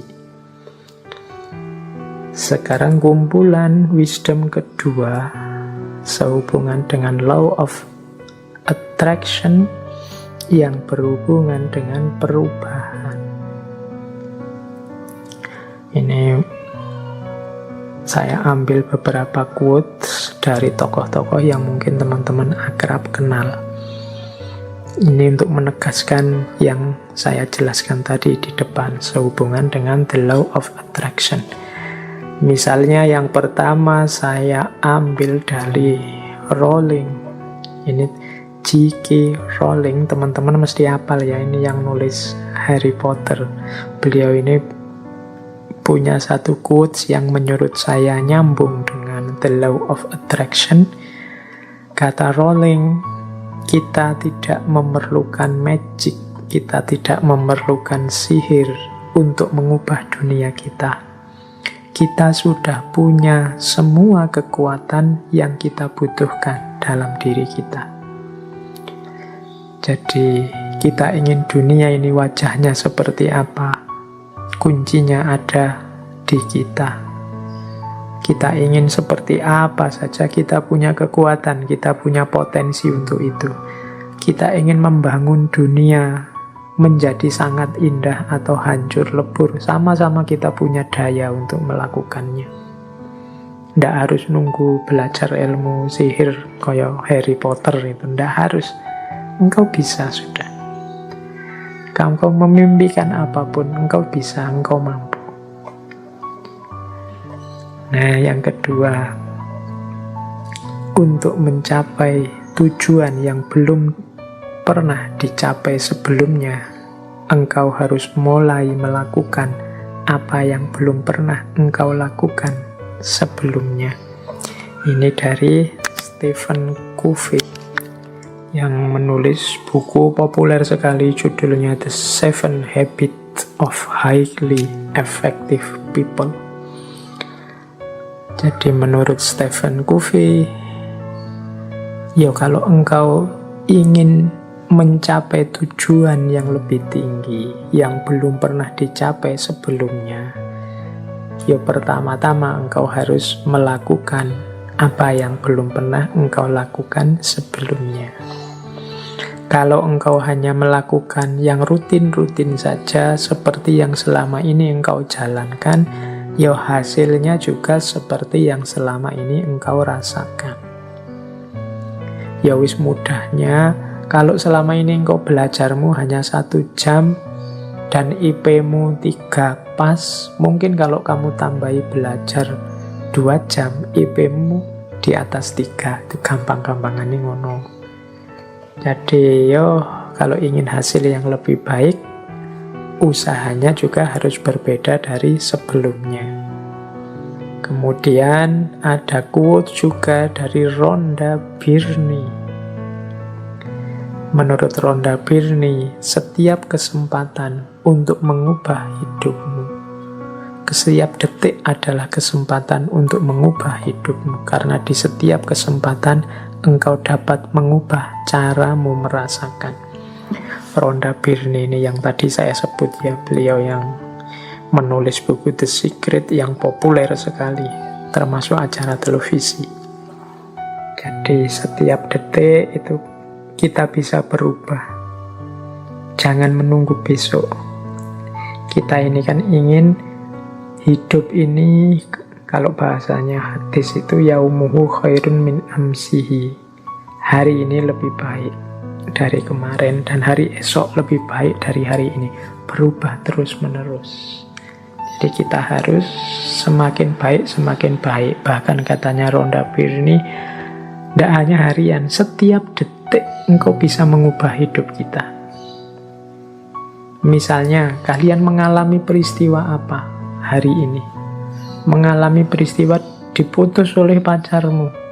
Itu kan peristiwa yang mungkin kau tanggapi sebagai menyedihkan. Tapi detik ini juga bisa engkau ubah tanggapanmu itu bahwa ini peristiwa yang menyenangkan. Tergantung dirimu. Engkau melihatnya sebagai peristiwa menyedihkan, loh ya Pak, kita sudah sama-sama suka beberapa lama berdua, banyak kenangan yang sudah kita bikin, sekarang putus. Kamu melihat itunya terus engkau sedih. Padahal engkau kalau mau juga bisa detik ini juga kamu ubah perspektifnya. Oh, alhamdulillah Pak, saya putus. Sudah lama sebenarnya, agak-agak bosan gimana gitu Pak. Loh, ya, tergantung perspektifnya kan. Jadi engkau bisa mengubah hidupmu setiap detik engkau inginkan. Buktinya apa? Kita bisa mengubah cara kita merasakan hidup ini juga di setiap detiknya. Banyak uang itu susah atau senang, tergantung tanggapanmu dan bisa kamu ubah sewaktu-waktu. Punya wajah cakep itu susah apa senang, terkenal itu susah apa senang, itu kan bisa, tanggapanmu bisa berubah-ubah setiap waktu. Berarti apa? Sebenarnya untuk mengubah hidup kita itu tidak usah menunggu apa-apa. Setiap detiknya kita bisa berubah, tergantung bagaimana kita mengelola, menyerap, merasakan hidup kita. Baik, ini Rhonda Byrne tentang perubahan. Saya lanjutkan. Kalau ini dari Deepak Chopra, ini nama yang Mungkin teman-teman pernah dengar tokoh dari gerakan New Age, salah satu tokoh populer, penulis, juga bergerak di bidang pengobatan alternatif. Nah, Deepak Chopra, beberapa bukunya juga diterjemahkan dalam bahasa Indonesia. Beliau punya quotes begini: kalau engkau ingin hidup bahagia, buatlah orang lain bahagia. Kalau engkau ingin menemukan orang yang tepat dalam hidupmu, jadilah orang yang tepat untuk orang lain. Kalau engkau ingin melihat perubahan di dunia, jadilah perubahan yang engkau inginkan itu. Nah, ini menurut Deepak Chopra, ya kalau kita ingin dunia ini damai, kalau kita ingin dunia ini tertib, kalau kita ingin dunia ini dengan segala ideal yang ada di kepala kita, pertama-tama yang harus kita ubah adalah diri kita sendiri. Kalau ingin dunia ini damai, yo kita jadi orang yang damai dulu. Kalau ingin dunia ini membahagiakan dan gembira, yo kita jadi orang yang bahagia dan gembira. Jadilah perubahan yang engkau inginkan itu. Tidak harus capek menceramai orang lain, tidak harus capek nuding-nuding orang lain kiri kanan. Ayo kita ubah diri kita sesuai ideal kehidupan dunia yang ada di kepala kita. Pak, Islam itu kan harusnya rahmatan lil alamin. Iya, oke. Pertama-tama jadilah muslim yang rahmatan lil alamin. Jadi ini caranya begitu. Perubahan diawali dari diri kita sendiri. Nah, ditegaskan nanti selanjutnya di quotes itu ada Martin Luther King Jr. Menurut Martin Luther King, ambillah langkah pertama dengan yakin. Tidak harus engkau melihat semua anak tangga, hanya lakukan saja langkah pertama. Kita ini kan sering ragu-ragu, mau mengubah hidup, mau apalagi mancang cita-cita, mau memimpikan sesuatu. Itu saya sebut tadi banyak tidak berani, sehingga hidup kita tidak berubah-berubah. Maka menurut Martin Luther King, ini beliau kan aktivis, juru bicara gerakan sipil di Amerika Serikat, sekitar tahun 54 sampai 58. Kapan-kapan kita bahas beliau, termasuk juga tadi Deepak Chopra. Nah, menurut Martin Luther King, sudahlah melangkah saja, tidak usah terlalu banyak mempertimbangkan macam-macam. Tidak harus engkau lihat semua anak tangga. Kalau memang itu sudah bagus dan mantap, engkau yakin, jalan. Tidak usah dibahas lagi, didiskusikan lagi, dicari semua kemungkinan konsekuensinya, malah tidak jalan-jalan. Katanya Martin Luther, ambil langkah pertama, jalanlah. Kalau tidak begitu hidupmu tidak akan berubah. Terlalu banyak pertimbangan. Oke, baik, kita lanjutkan lagi. Nah, Law Attraction Wisdom yang ketiga. Saya ambil juga beberapa quotes. Ambil nafas dulu sebentar. Ini sejak tadi ya kita ngegas terus kajiannya. Ya karena materinya banyak, ini waktunya sisa sedikit. Nah, kalau tentang kebahagiaan, pertama saya bawakan misalnya dari Oprah Winfrey. Ini teman-teman pasti pernah dengarlah nama beliau. Menurut Oprah Winfrey, syukurilah apa yang engkau miliki, engkau akhirnya akan memiliki lebih banyak. Kalau engkau hanya memperhatikan apa yang belum engkau miliki, engkau tidak akan pernah merasa cukup. Nah, kalau ini kembali pada prinsip 6 langkah Law of Attraction tadi ya. Di antara langkahnya adalah mensyukuri apa yang sekarang kita miliki. Begitu kita bersyukur, berarti kita siap untuk ditambah. Engkau akhirnya akan memiliki lebih banyak. Banyak di antara kita yang tidak bersyukur. Yang jadi fokus pikiran kita apakah adalah apa yang kita tidak punya. Padahal yo pinter, IP-nya tinggi, dicintai dosen-dosennya, tapi hanya gara-gara tidak punya pacar, tiap hari sumpek mikir tidak punya pacar ini saja. Padahal yo istrinya cantik, padahal yo kaya raya, padahal ya hidupnya terjamin semuanya, tapi hanya gara-gara ndak punya anak misalnya, tiap hari mikir satu ini saja, akhirnya lupa bersyukur, seolah-olah hidupnya punya kekurangan yang besar sekali. Nah ini kita ndak akan bahagia kalau hanya memperhatikan apa yang belum kita miliki. Kita harus lebih banyak fokus mensyukuri apa yang sudah kita miliki. Bukan disibukkan hanya oleh apa yang kita belum punya. Biasanya kita itu lebih sibuk dengan apa yang kita tidak punya daripada mensyukuri apa yang kita sudah punya. Maka law of attraction mengajari kita ya basisnya adalah bersyukur. Kemudian ada juga quotes yang saya bawa senantiasa, jadilah versi dirimu yang terbaik daripada menjadi versi tiruan orang lain. Quotes ini mengajarkan kita untuk kita harus otentik, berani bermimpi, berani menginginkan. Banyak di antara kita yang menginginkan sesuatu saja tidak berani, memimpikan sesuatu saja tidak berani. Kita bisanya hanya mengikuti orang. Kita bisanya menjadi versi tiruannya orang lain. Kita tidak eksis jadi diri kita sendiri.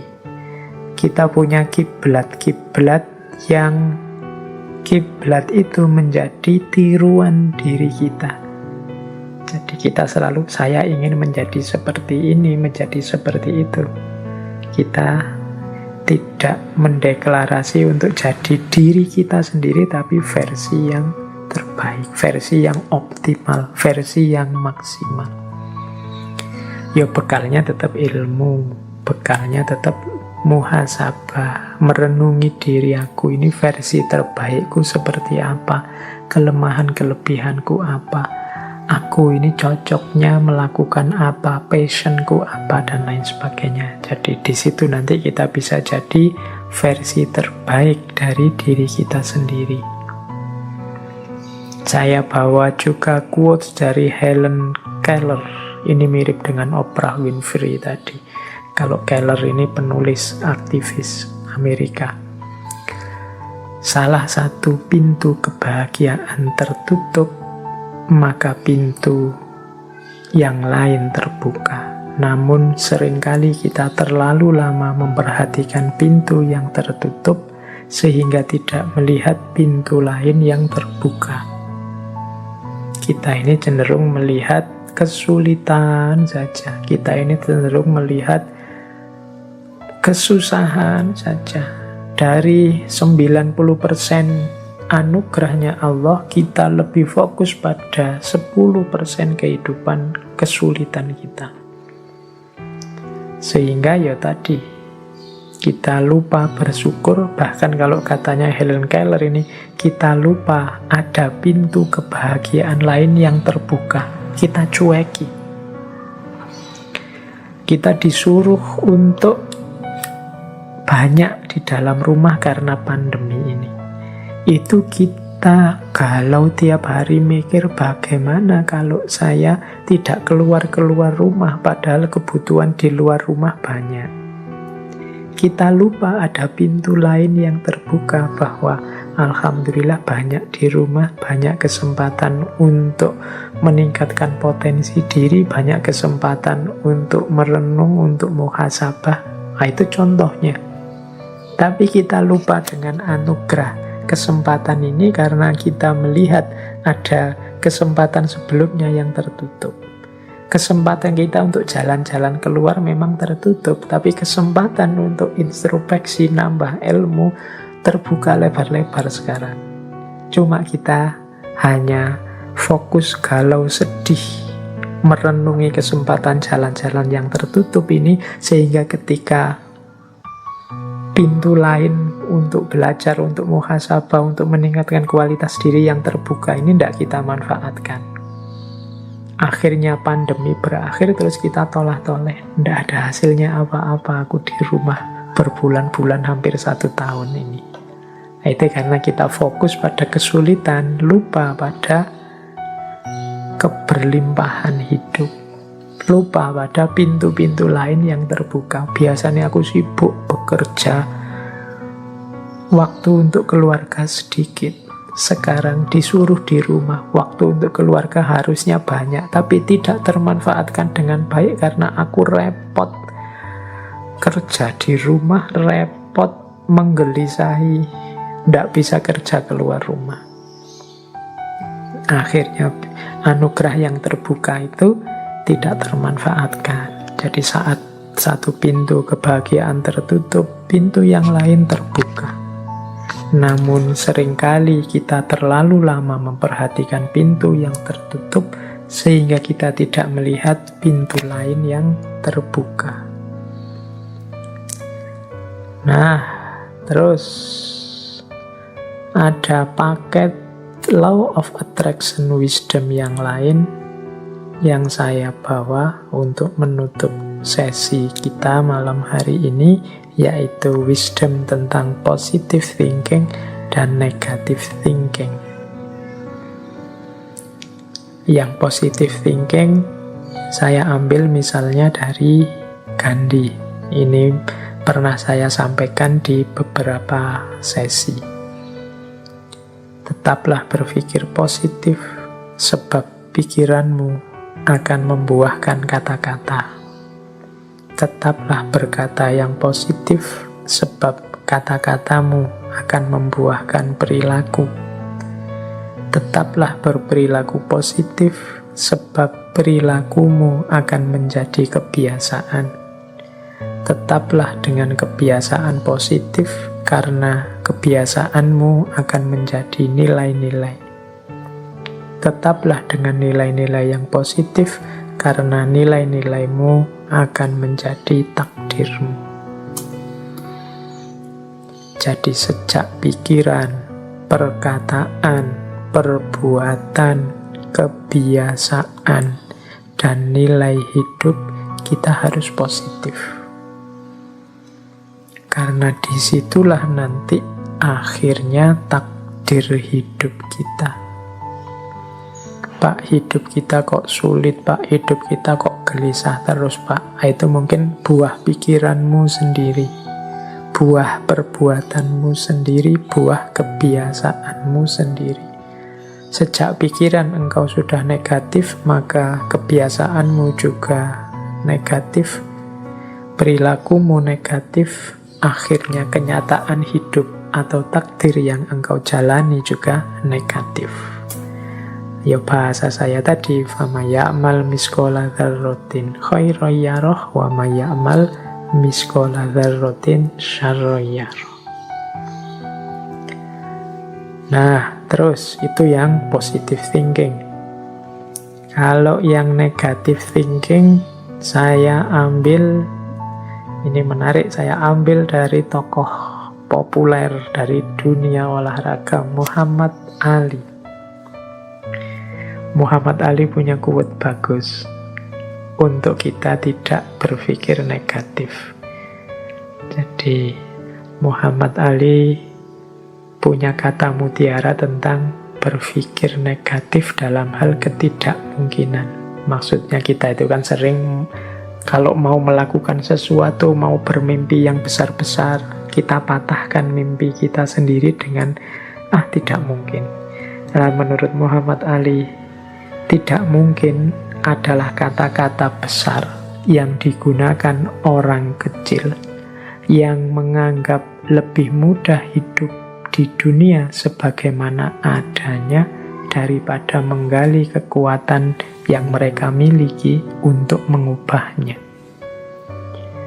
Jadi menurut Muhammad Ali, kalau kita sering merasa tidak mungkin bisa, tidak mungkin sukses, tidak mungkin berhasil, itu berarti kita hanya orang kecil, bukan orang besar yang berpikir besar.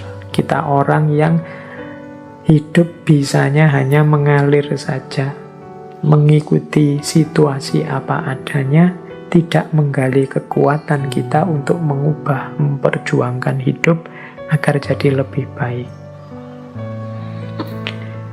Tidak mungkin itu bukan fakta, namun opini. Nah, jadi menurut Muhammad Ali, tidak mungkin itu kenyataannya tidak begitu. Hanya pendapatmu yang begitu, akhirnya kejadian beneran. Kalau engkau menganggap tidak mungkin, ya jadinya tidak mungkin beneran. Karena dengan menganggap tidak mungkin, kamu akhirnya tidak ngapa-ngapain. Wong tidak mungkin. Tidak mungkin Pak saya itu bisa jadi begini. Tidak mungkin Pak saya bisa sukses seperti itu. Tidak mungkin Pak saya bisa membuat yang seperti itu. Ya sudah. Kalau engkau bilang Pak mungkin, ya tidak akan wujud. Wong kau sendiri bilang tidak mungkin. Padahal tidak mungkin itu sebenarnya hanya opini, bukan fakta. Itu kan pendapatmu.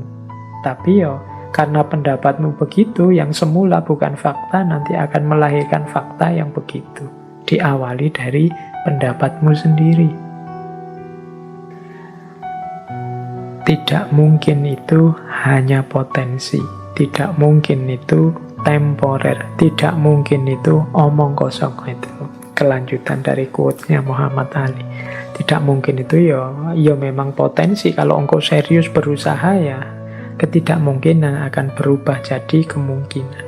Tidak mungkin itu temporer. Mungkin saat ini memang tidak mungkin, tapi kalau engkau serius mengusahakan, yang tidak mungkin bisa jadi mungkin. Maka tinggalkan kata-kata tidak mungkin.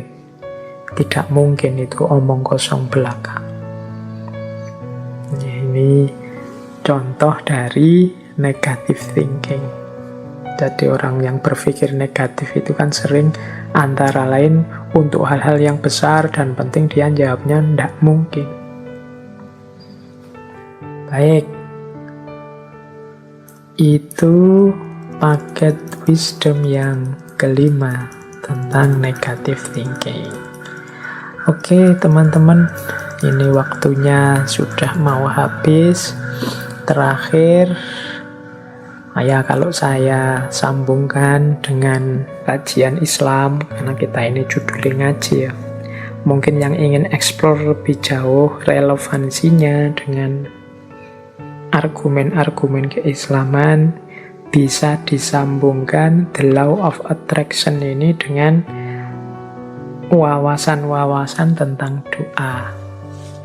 Misalnya dari surat Al-Mu'min ayat 60. Wa qala rabbukum ud'uni astajib lakum. Ud'uni astajib lakum. Berdoalah padaku, pasti aku penuhi.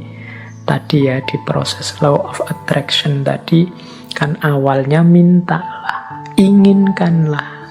Allah menegaskan berdoalah. Kadang-kadang kita berdoa saja tidak berani, tidak serius, menganggapnya tidak mungkin. Padahal Allah itu sudah menegaskan ud'uni astajib lakum.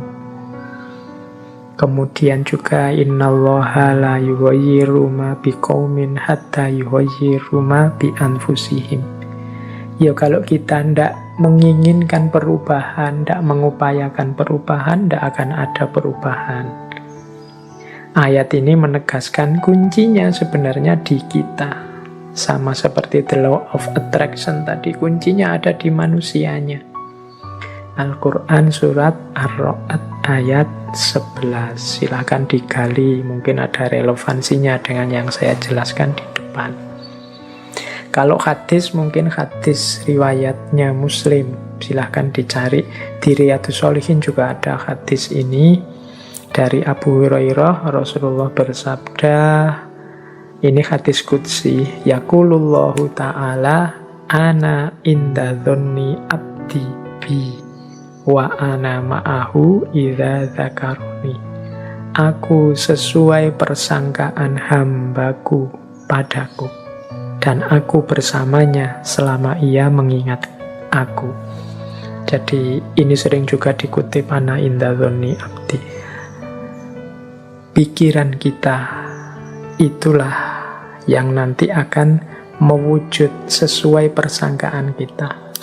Kalau kita berpikir yang positif-positif, zon kita isinya yang baik-baik, husnudzon, yaitu nanti yang akan diwujudkan oleh Allah, itu yang akan terjadi.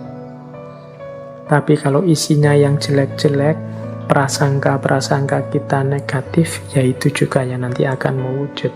Terserah persangkaan hambaku padaku. Kalau engkau menganggap Allah Maha Penyayang, Maha Pemurah, ana inda dhonni abdi, demikian juga sebaliknya. Ya silahkan, mungkin ada yang tertarik mau meneliti teori The Law of Attraction ini. Kalau dalam perspektif Islam dengan Al-Quran dan hadisnya, mungkin ada kesamaan-kesamaan tertentu dengan ayat-ayat atau hadis-hadis atau pandangan para ulama tertentu.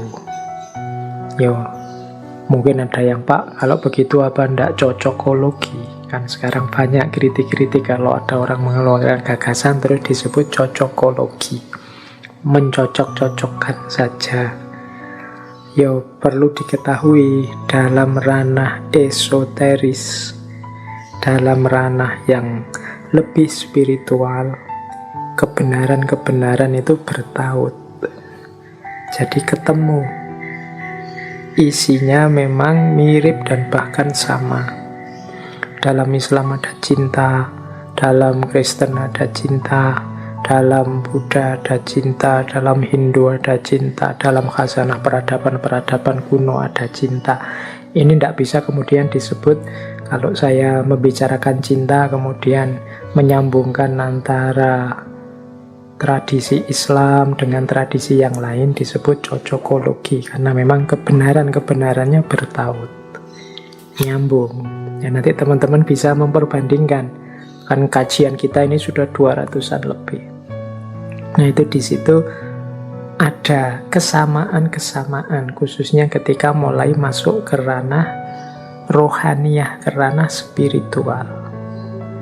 Oke, yo kapan-kapan nanti kita membahas tentang esoterisme dan eksoterisme, ranah yang lebih batiniah dengan ranah yang lebih plural, beragam, ranah kenyataan.